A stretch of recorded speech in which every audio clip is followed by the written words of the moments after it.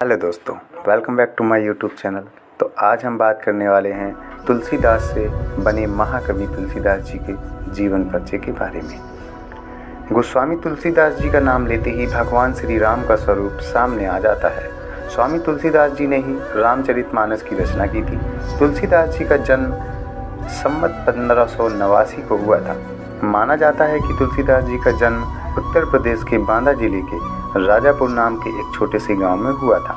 तुलसीदास जी की माता का नाम हुलसी था, पिता का नाम आत्माराम दुबे था।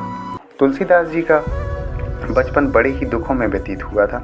जब तुलसीदास जी बड़े हो गए तो उनका विवाह रत्नावली के साथ हो गया।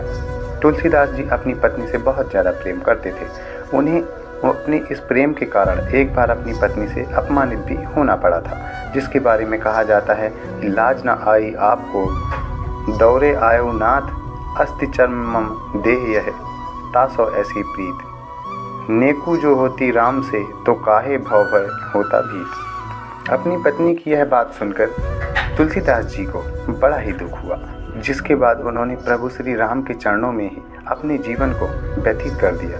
तुलसीदास जी ने अपने गुरु बाबा नरहरिदास से भी दीक्षा प्राप्त की। इनके जीवन का ज़्यादातर समय चित्रकूट, काशी और अयोध्या में व्यतीत हुआ था। तुलसीदास जी ने अपने जीवन पर कई स्थानों का भ्रमण किया था और लोगों को प्रभु श्री राम की महिमा के बारे में बताया था।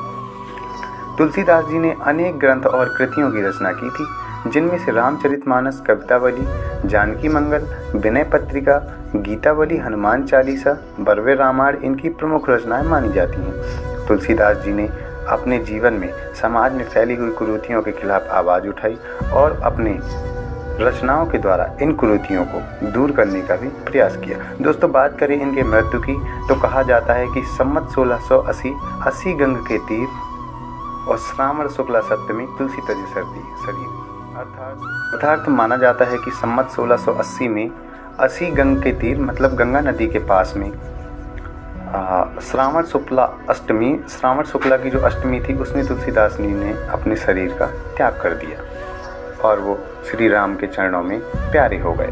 धन्यवाद। अगर आपको भी हमारी कहानी पसंद आई तो आप हमारे YouTube चैनल को सब्सक्राइब करें और बेल आइकन को प्रेस करना ना भूलें।